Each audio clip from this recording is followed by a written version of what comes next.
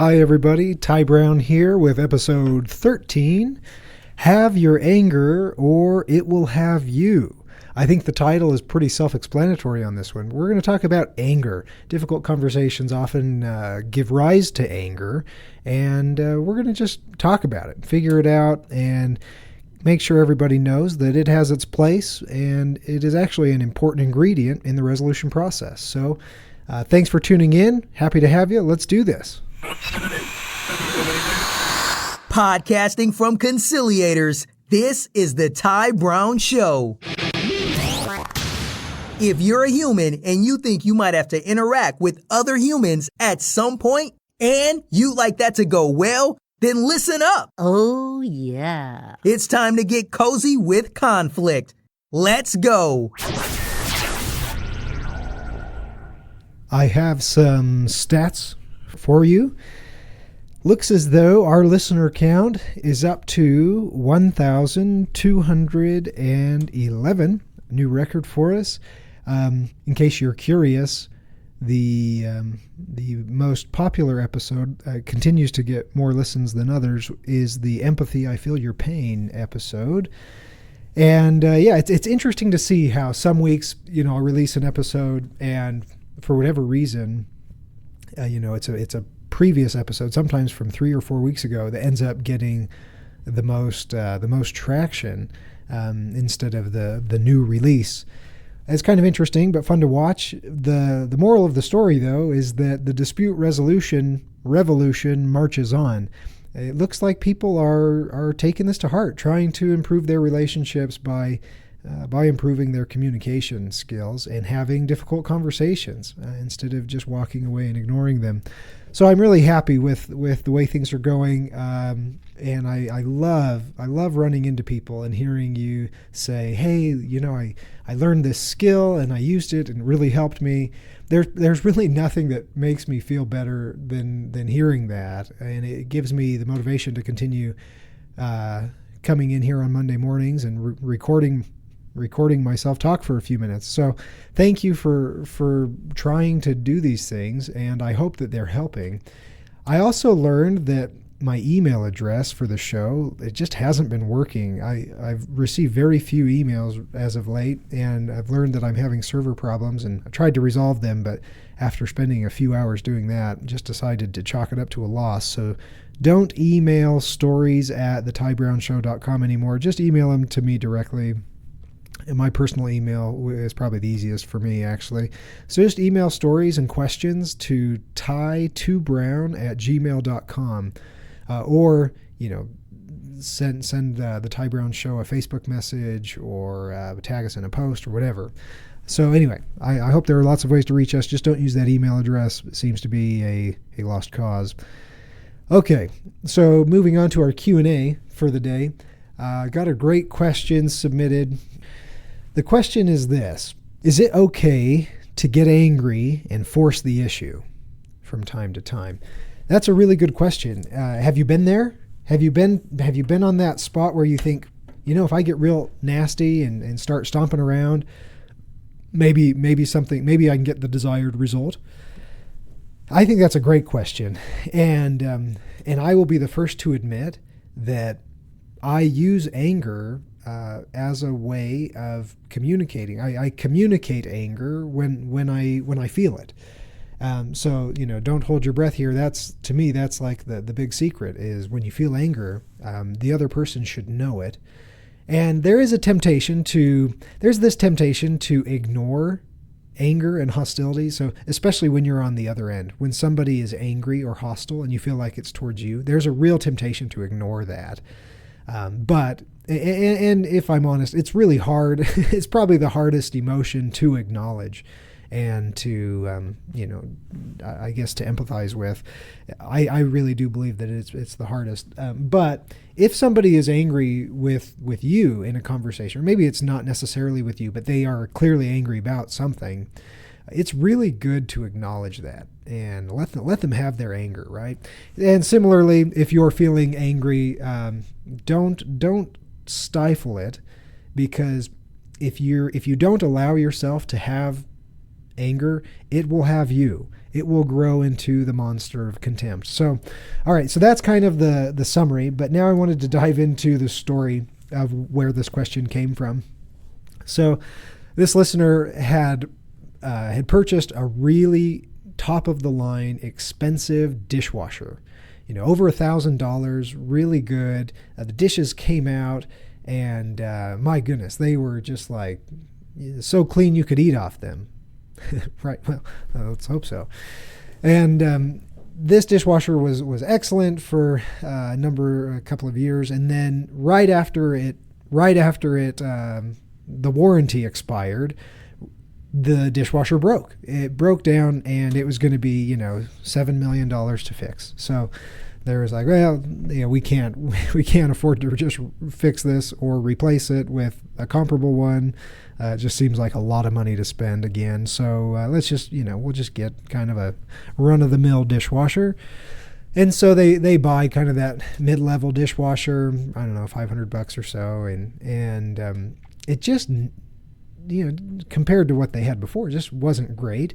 But then it started getting worse and worse, and it got to the point where it's just like, there's something wrong with this dishwasher. I mean, it is just not doing its job, and it's frustrating because we're putting the dishes in the dishwasher, and then we've got to wash them all by hand anyway, and it was it's creating a lot of work instead of saving work, and it was starting to be kind of a drag and kind of a sore spot. The dishwasher would come up. Oh crap, the dishwasher this, and so anyway, that's frustrating, right? Because there's no one to blame. You can't unite forces and hate somebody. It's just like, oh, this is really inconvenient. And it started putting somewhat, not serious strain, but a little bit of strain just on the family relationships. Like, oh my gosh, we've got to do something about this. And so finally, the wife asks the husband, she says, hey, honey, you just got to take care of this. I cannot continue with this like double washing of the dishes every day.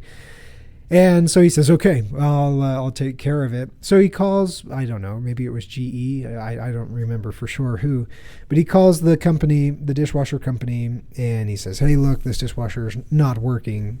And they say, oh, good. Yeah, no, that's fine. We can send somebody out, and they'll create this initial report. That'll cost you $65 for the service fee. And then they'll bring out the repair team. The repair team, they'll have to come in, they'll do an assessment, then they'll come back the next week and they'll do the repair. And then, and it's going to require, all of your days, all of your time, and all of your energy for this little problem. And that just seemed unacceptable and unreasonable, right?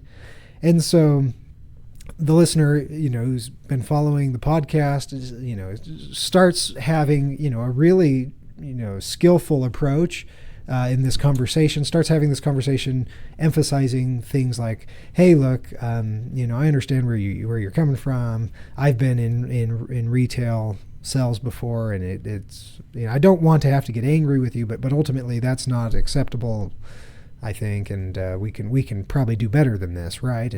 And she goes, oh yeah, I don't want to be angry either, but then proceeded to get nowhere in this conversation. So eventually the listener is like, okay, enough's enough. We're just gonna steamroll this customer service rep. And so he did. He just came in there, eventually got escalated to a supervisor after getting real huffy. The supervisor says, oh yeah, we can actually, because of this, and this, we can get you your old dishwasher, a brand new dishwasher, same model as your old one, the $1,000+ one, and it'll only cost you, like $200 or something, including installation. And he was like, my goodness, that's like a great result. Yeah, okay, let's do that. But then it kind of led to this question of like, hey, did I fail on this? I had to get so angry before any results came. Is that wrong, or is there a place for that? And that's where this question came from. So a couple of things. There's a framework that is used frequently when deciding whether or not it's appropriate to force an issue. And I have some issues with this framework, but it is a helpful tool for deciding in your mind, whether something is really worth pursuing. So picture in your mind a graph with an x-axis and a y-axis. And on the x-axis, there at the bottom, you've got the importance of the issue. So, at 0, this is not an important issue at all. And then it just goes out, say, count it off to 10. At 10, it is the most important issue that you can possibly imagine. And then on the y-axis, going up and down, you've got the value of the relationship, the importance of that relationship. So if it's a really unimportant relationship, you're down there at 0. If it's a very, very important, like your most sacred, holy relationship, that's going to be like a 10, right? Okay, so this framework suggests that if you have an issue of high importance and a relationship of low importance, so you're there in the bottom right-hand corner of this graph. If you're there, it makes sense to use force. And that would be, you are using anger, you're using whatever force you can muster to try and get your way, even if it comes at the expense of the relationship. So, a customer service call, the reality is the utility of this relationship is pretty limited. The only reason you're talking to them is so that you can get what you want. And so, a lot of people would argue, yeah, that's a good time to use force because it doesn't matter if you damage the relationship. You can just ask for a different service rep. So that's one way of thinking of it. By the way, just by way of notation, if you have a really important relationship and a really important issue, that framework suggests that you collaborate, which I think makes sense. If you have kind of a medium importance issue, medium importance relationship, it suggests compromise. If you have a low importance issue with a low importance relationship, they just say, just avoid it. Don't even engage. And if you have a really important relationship with a low importance issue, generally the consensus is to withdraw, which is, just give it up, just let the other person have their way, because it doesn't matter enough to you to really justify any risk to the relationship. Now, I do have some issues with this framework, and that is kind of this underlying assumption that there are situations where it's just fine to not consider the humanity of the other person. I don't think that the framework, I don't think the creators of this framework would agree with that. But I've heard people use it to justify treating people very poorly and with contempt. And so I don't think it means that. But it is a helpful framework for you to decide what kind of strategy you're going to use in your conversation. So, okay, another important thing to realize is sometimes your conversation is taking place within a process, within a designed system that actually asks for opposing parties to engage adversarially, meaning you're not even really supposed to collaborate. Really, our legal system is set up this way, and it makes it a costly, inefficient system, but that is the way it's set up. You have two sides on the opposite side of a V who are arguing exactly opposite things, and they're trying to what is the word used in the model rules of professional conduct? Zealously advocate. When you advocate with zeal, you're not overly concerned about how the other side is taking it, right? Your role in that system is to zealously advocate your position. It's not collaboration. It's just not. And for our legal system to work, everyone has to play their role. So when I'm representing a client, I zealously advocate their position, and I don't do a lot to acknowledge the feelings and acknowledge the good points of the defense. I zealously advocate my client's position, and because their attorney is zealously advocating their position, it gives a finder of fact or a judge the opportunity to make a decision that takes into account both of these things. And so if both parties weren't playing their role right, the system doesn't work right. So you could argue that the customer service scenario that this listener presented, it's kind of an adversarial process, right? It's supposed to be, the customer service rep's job is, hey, we don't want to have to pay out a lot of money on this, but we do want to keep these customers happy. So, figure that out. And the customer is just really, they're just like, hey, I just want my money back, or I just want, XYZ. And so, yeah, that it kind of puts you in an adversarial role where I think there's kind of less of an expectation of like forming a relationship, right, with this person. So anyway, given those factors, I don't have a problem with someone forcing the issue, but I do have some advice about how to get what you want in that situation without defaulting into a position of contempt. So the answer, I have this title of this episode, have your anger or it will have you. If you go into a situation like this where you're really mad, you feel like you've been done dirty here, this was not what you signed up for, expectations were not met. You're mad, and if you pretend that you're not mad, you lose your authenticity. And if they don't know that you're mad, then you've not only lost your authenticity, but you've lost your clarity. You've lost the whole goal of communication is to learn, right? I mean, that you're trying to understand. And if you can't communicate that, then you've done yourself a disservice. So the answer to anger, when you feel it, it's being assertive. Assertiveness is the key. And assertiveness is a critical part of any communication, even if you're not feeling angry. If you can't communicate assertively, you're not a good communicator. And really, it's kind of hard to be assertive in every situation. But it's not assertiveness on its own. You have to incorporate other things to be a good communicator. But assertiveness is one of what I would call the 3 big pillars of good communication. Okay, so yeah, don't forget this. I mean, just remember, if you listen to this episode and you don't remember anything else, just come away thinking, you know what? It is okay, and in fact, it is critical that I communicate assertively. All right, so at least you've got that, if nothing else. Keep in mind, I mean, it can be hard to be assertive in conversations, particularly when we value relationships, because we start worrying about what the other person is thinking.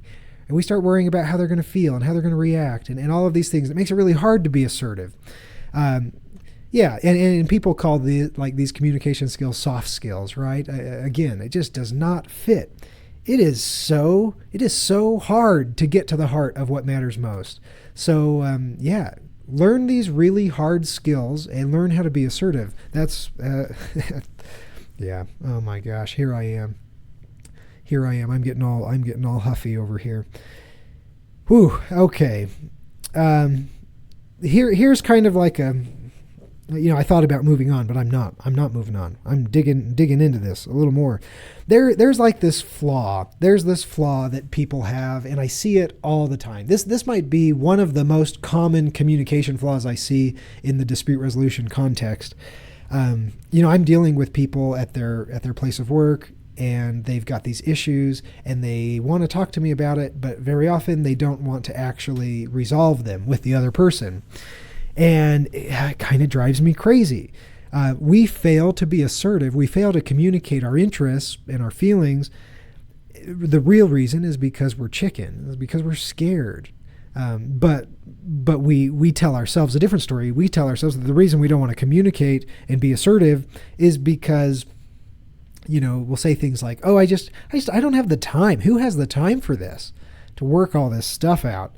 And I don't have the energy for this. This is exhausting, right? Those are the things I hear more than anything else. And it seems to me, when someone says that, it seems to me that they're imagining basically that there are only 2 choices here. It seems like they're imagining like, hey, look, I can either spend time and energy resolving this issue by actually talking about it, or option 2 is I can just ignore it and the issue magically resolves itself, doesn't cost me any more time, energy, or displeasure, right? Like it's almost as if there's this second option of like, hey, I just ignore it and it goes away. Well, let me tell you folks, that is a lie to yourself. And it should be obvious that that's a lie. Newsflash, you are already spending time and energy dwelling on it. If you're thinking that, you've already lost. And in fact, the time and energy you're spending dwelling on an issue that you're not talking about directly with the other person, well, that time and energy is making it worse, because now you're over there, you're triangulating with coworkers, trying to justify your feeling. And let me tell you, when you're out there forming alliances, you're spreading this social contagion to everyone you know, or you're imagining like, oh, this is like, I could say this, and that would be like a knockout punch, right? And you're actually reinforcing your one-sided story that doesn't take into account all the facts. It doesn't take into account understanding or the reality that you probably are missing something important. And if you'd open yourself up to the other person's story, you could probably figure out what that is. You could understand each other. You could figure it out, make a decision, go forward.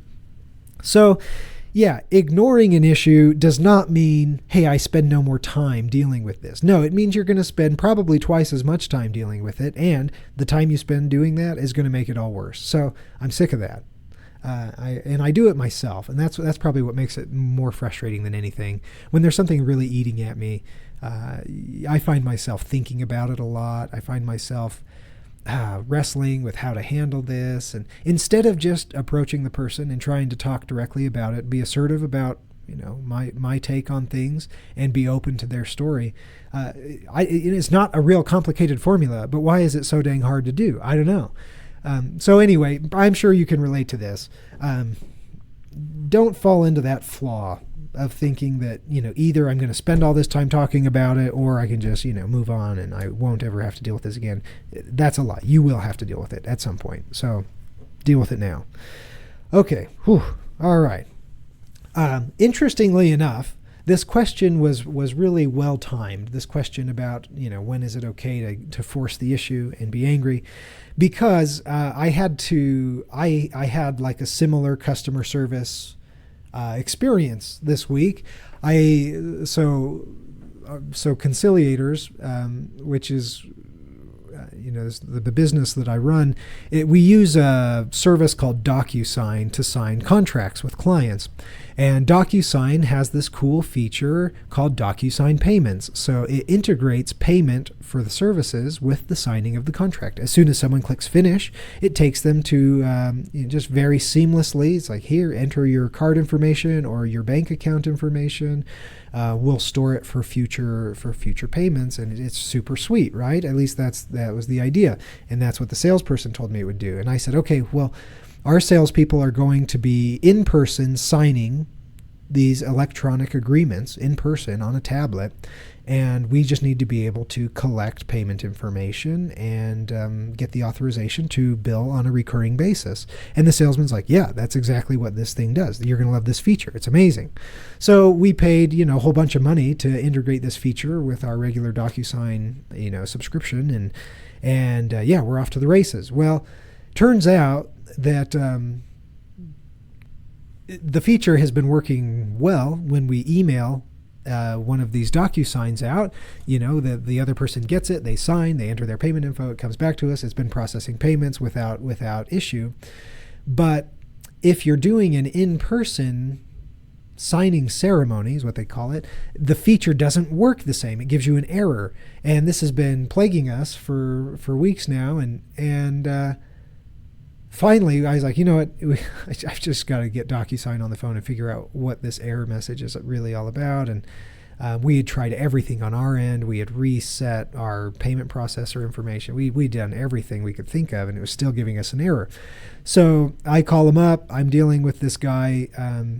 He, honestly, my impression was he doesn't really know this feature very well. He's just kind of a general service guy, and he just wasn't real familiar with the DocuSign Payments feature. And so he had a hard time understanding what the problem we were describing. And so I'm on the phone with him for like probably 30 minutes with no progress whatsoever. And so finally I said, I think I just need to talk to your supervisor. And he says, oh, yes, okay, you can talk to my supervisor. but let me, and then he would launch into, continuing to just converse. And so I said, I do need to talk to your supervisor. This goes on like 3 or 4 times, and he always tells me, yes, you can, but then he doesn't actually do it. And so finally I asked him, I said, why won't you let me talk to your supervisor? And he says, well, they're going to just tell you the same thing I told you. And what he had been telling me was, hey, look, this is just a feature limitation. You can't use that feature when you're in person doing these signing ceremonies. You have to email it.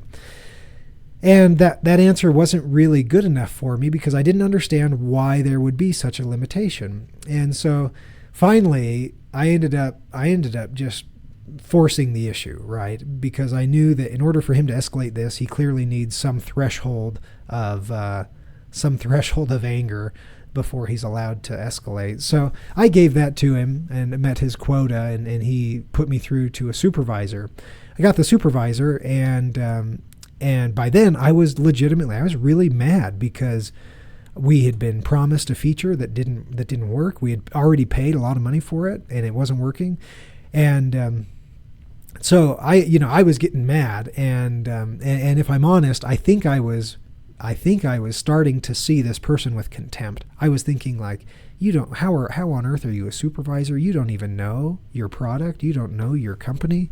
And I was starting to see her as like a pretty worthless person. Like honestly, I was getting there.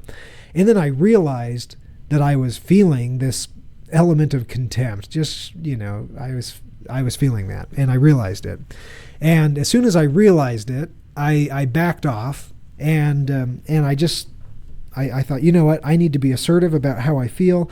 But in order for her to really hear me, I'm probably going to need to empathize just a little bit. So I told her, I said, look, I understand that we're dealing with a feature limitation and that it's not your fault. And I just told her, look, I know I probably made you feel like I think it is your fault. And, that blame just plain, it's not fair. But what I'm really wrestling with is, there's this kind of a combination, I guess, of being misled by someone else, your salesperson, right? And 2, I'm also very disappointed that this feature is not available. We really want it, and I'm disappointed that it's, hearing this news that it's not available is very disappointing to me.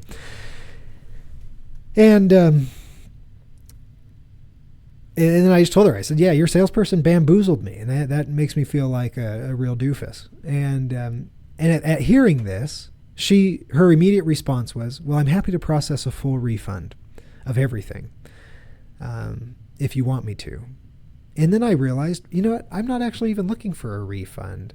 And so I told her that. I said, we are using the features, the email features a lot, and I don't know that we need a refund necessarily, but she says, well, what do you want? And I said, well, I'd like this feature to be incorporated. And she says, well, there's a process for that. And we walked through how that goes. And we were understanding each other, and it went a whole lot better.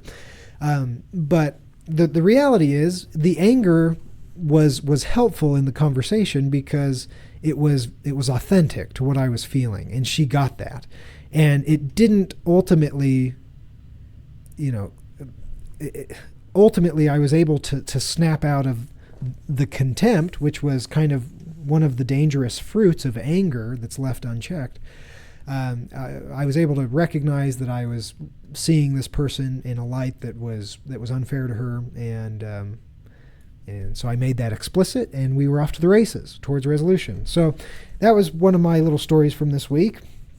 And that kind of, I guess the main point of that story is this is critically important. You have to be so careful to know that anger is different than contempt. So the question, how is anger different than contempt?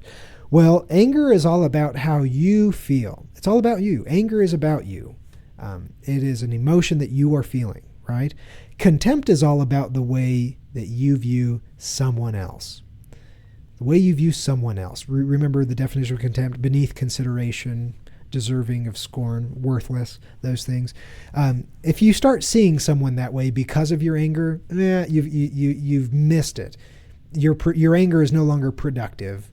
Your anger is now destructive. So that is the caution. Don't allow anger to become contempt. And I'll tell you, if you ignore your anger for too long, it will escalate into contempt.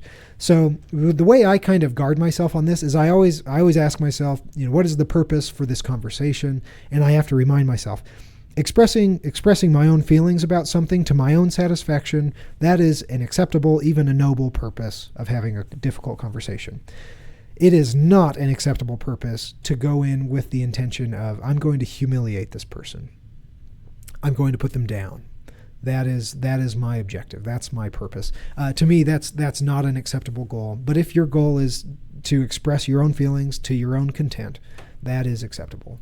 So that's kind of my own little check that I use. And if you do lose control when the tension rises, really one good way of doing that is acknowledging it, pointing out pointing out the tension, and just sort of owning your own role in that. Don't ignore hostility. Like I said, that always makes it escalate. And the little secret of all of this is when you work through conflict with someone, particularly if there's some tension involved, if you can successfully navigate through that, it often brings you closer. And that's the payoff of having difficult conversations, is it can bring you closer. If you've got a child or a parent or a close friend and your relationship is really bad and there's a lot of tension there, well, it's time to talk about it, guys. It's time to talk about it. Empathize, own your own role, point out the hostility that you see, point out the tension that you see, and own your role in it. All right? That's the only way you're going to make that relationship better. I'll tell you that. Okay. So last story. I wasn't planning on sharing this story, but I'm going to share this story.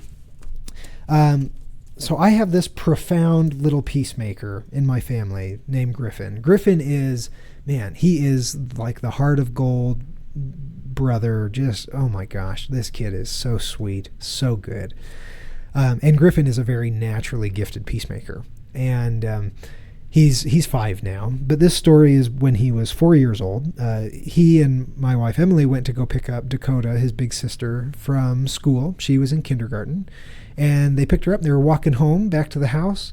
And there were some snotty boys, standing a little ways off, who started yelling and heckling and saying just generally rude things to Coda.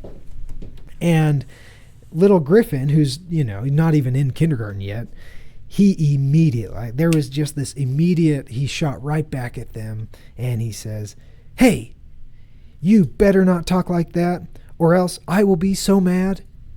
And keep in mind, this is like another little cute thing about Griffin, is he has a pretty profound stutter. And it's not always profound, but it can be. And so for him to just so confidently stick up to these older boys and say, "Hey, you better not talk like that or else I will be so mad." I loved hearing this. So my wife told me about this. I love that he wasn't afraid, even though he has the stutter and even though he was younger. Like, to him, just complete fearlessness. And he's always been that way. He's never been afraid. He's never been afraid of people who cross a line. That is assertive, right? That is an assertive response. Like, even my wife probably wasn't feeling that assertive, and she's like the adult there, right? And I think most adults would be like, "Oh, just ignore them." But he was like, not happening on my watch. So when I hear about this from Emily, I'm like, "Hey, I want to go talk to him." And I'm going to tell him, like, "Wow, I'm really proud of you for sticking up for your sister." And I said something to the effect of like, "Hey, these guys are bullies and you really put them in their place, didn't you, buddy?" Just kind of building him up. And I remember him saying to me, he says, "I think," and this is like classic Griffin. I just wish everyone here knew Griffin, because this is so classic Griffin. But he said to me, "I think they just needed to be reminded that was inappropriate." And I just thought, oh my gosh, where did this kid come from? He is so awesome. So even when I kind of invited him to see these guys with contempt, which I was doing without even realizing it, I said, "These guys are really bullies and you put them in their place, right?" He didn't. He refused to. And he just said, "You know what? they needed to be reminded that that was inappropriate. And that was all it was to him. And so I love how assertive he was without viewing these people with contempt. Wow. What if we could all be like that, right? Man, Griffin, I tell you what, he is so good at this stuff. In fact, I remember there was this girl who was a lot of bit rambunctious in his class, and she was just a real handful, and she was sweet, and I really like this girl, but she was a handful, and caused a lot of mischief, a lot of trouble, a lot of disruption. And I remember Emily asking Griffin what he thought about this girl, and his response was so sweet. He said, "I'm still getting used to her," which was, he hadn't decided that this person was bad or that she was, deserving of score, and he was still processing it, and his response was, "I'm still getting used to her." I probably shared that before. I just thought that was so cute. But anyway, we could all take a lot of notes from Griffin. So that's all for today. Remember to be assertive. Have your anger. That's okay. But beware contempt. Thanks again.